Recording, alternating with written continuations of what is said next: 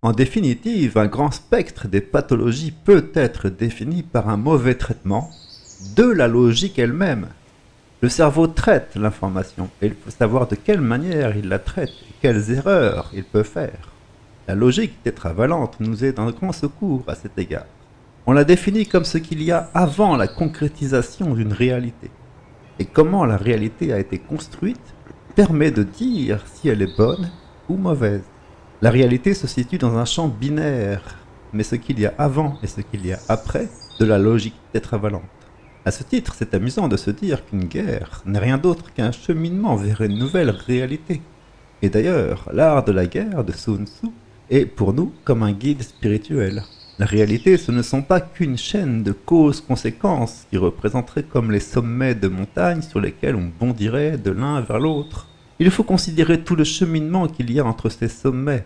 Et le plus souvent, ce n'est pas comme un half-pipe où l'élan de la descente nous permet de remonter au sommet suivant.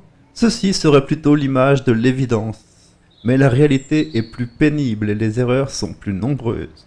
Par exemple, une inversion ou un renversement n'aura pas l'effet escompté, ou au contraire, l'effet escompté ne sera obtenu que par une disjonction.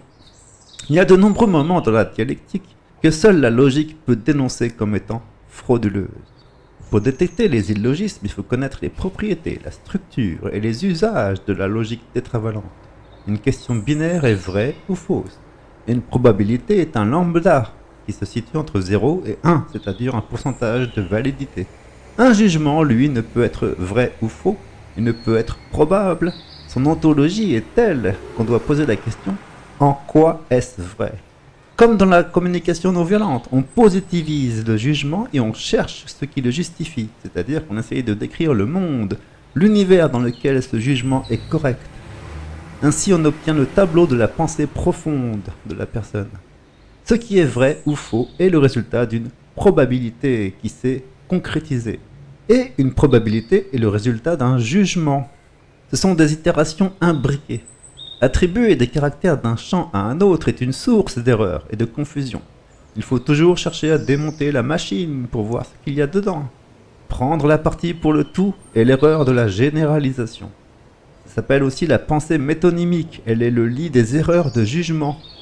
Et de même, dans l'autre sens, déduire la justesse ou la fausseté, ou combler des incertitudes en se fiant aux apparences, c'est-à-dire au jugement, est la cause de la berlue ou de la cécité mentale. C'est fou comme les choses se multiplient et s'amplifient dans les systèmes itératifs. Et c'est quand une société n'arrive pas à tenir compte de la logique qu'elle est conduite à l'autodestruction.